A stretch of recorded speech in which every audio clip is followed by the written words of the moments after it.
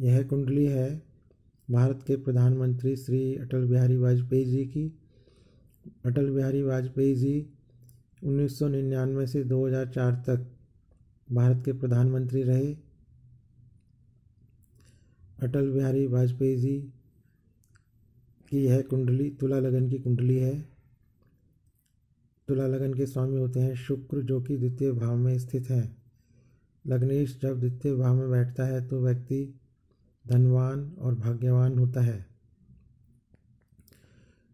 द्वितीय भाव में चंद्र शुक्र हैं। चंद्र शुक्र की युक्ति गीत संगीत में रुचि देती है इंसान को और कविता लिखने का शौक प्रदान करती है और व्यक्ति को हंसमुख और रोमांटिक प्रवृत्ति का बनाती है। चंद्र शुक्र द्वितीय भाव में बैठने से ये काफ़ी मधुर भाषी थे और मिलनसार प्रवृत्ति के थे। लगन में शनि महाराज विद्यमान हैं, जो कि उच्च के बैठे हुए हैं। शनि राशि से तो यहाँ पर उच्च के हैं, परंतु भावगत नीच के हैं, जिस कारण से शनि यहाँ पर ज़्यादा अच्छा फल नहीं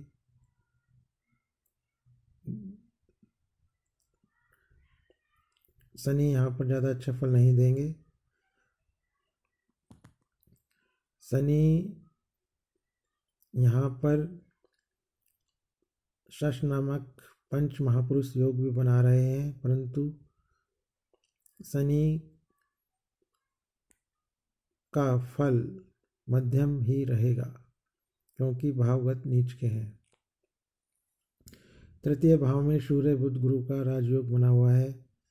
तृतीय भाव में जब 3-4 ग्रह बैठते हैं और वो राजयोग बना रहे हों तो व्यक्ति अत्यंत पराक्रमी, मेहनती और साहसी होता है और हर प्रकार के सुख समृद्धि को प्राप्त करता है। पद मान प्रतिष्ठा यश कीर्ति को प्राप्त करता है। केंद्र में राहु केतु शनि बैठे हुए हैं। यह एक शुभ योग है और जब तीनों ग्रह केंद्र में, यहाँ पर तीनों ग्रह राहु केतु शनि एक ही कैटेगरी के हैं, तीनों मित्र हैं। इस प्रकार से ये तीनों ग्रह केंद्र में होने की वजह से ये कुंडली काफ़ी बली हो जाती है। छठे भाव में मंगल देव हैं और छठे भाव में मंगल देव काफ़ी शुभ माने जाते हैं। यहाँ पर बैठकर मंगल समस्त प्रकार के रोग ऋण शत्रु और समस्याओं पर विजय दिलाते हैं। चतुर्थ भाव में केतु विद्यमान है। केतु चतुर्थ भाव में व्यक्ति को पारिवारिक सुख में कमी देते हैं और माता के सुख में कमी करते हैं। 10वें भाव में राहु देव विद्यमान है। 10वें भाव में राहु अच्छे माने जाते हैं और व्यक्ति को पद प्रतिष्ठा दिलाते हैं और व्यक्ति को काफ़ी टैलेंटेड, काफ़ी गुणी बनाते हैं। इस कुंडली में सूर्य बुध गुरु का राजयोग बना हुआ है। यह एक बहुत बड़ा राजयोग है, तृतीय भाव में बना हुआ है। इसी योग की वजह से ये भारत के प्रधानमंत्री बने, क्योंकि सूर्य बुध आदित्य योग बना हुआ है। सूर्य गुरु का सत्ता का योग बना हुआ है। गुरु बुध सूर्य तीनों ही मिलकर सूर्य को अत्यंत बली बना रहे हैं, जिसकी सप्तम दृष्टि सीधी भाग्य भाव पर बन रही है, जिससे ये भाग्य की भी बली हो जाते हैं। इस कुंडली में सप्तम भाव के स्वामी मंगल देव हैं, जो कि छठे भाव में बैठे हुए हैं अपने से द्वादश स्थान पर। सप्तम भाव के स्वामी मंगल छठे स्थान पर दुख स्थान पर बैठे हुए हैं, उस पर राहु की नवम दृष्टि है। इस प्रकार सप्तम भाव के स्वामी मंगल यहाँ पर दूषित और कमजोर हो गए। सप्तम भाव के कारक ग्रह शुक्र हैं जो कि द्वितीय स्थान पर हैं और शनि से प्रभावित हैं, इफेक्टेड हैं।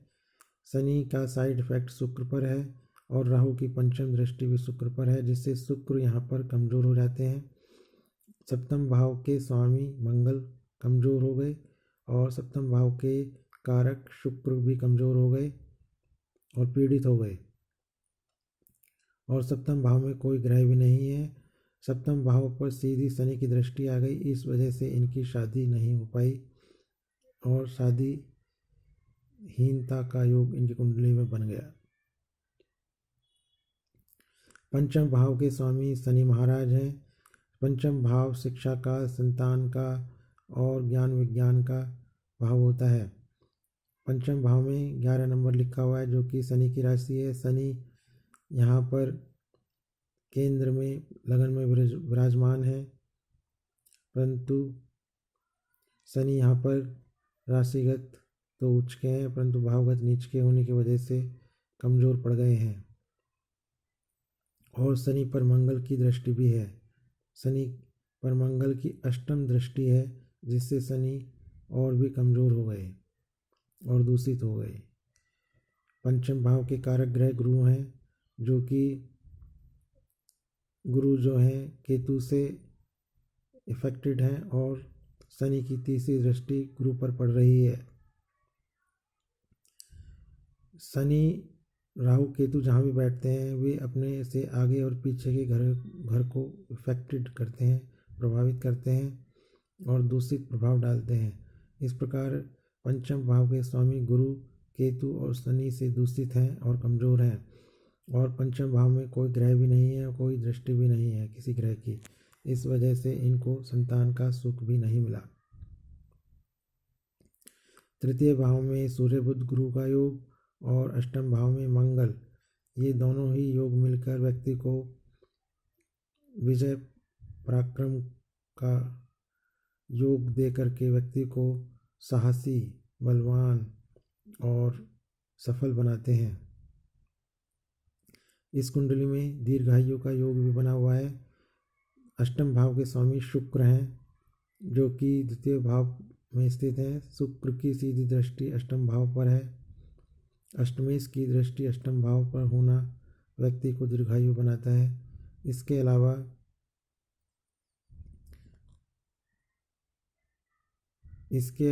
इस कुंडली में सूर्य गुरु बली हैं और शनि भी मध्यम है, परंतु शनि मध्यम होने की वजह से और मंगल बली होने की वजह से मतलब यह है कि इस कुंडली में सारे ही ग्रह बली हैं, क्योंकि राहु केतु शनि केंद्र में बली हैं।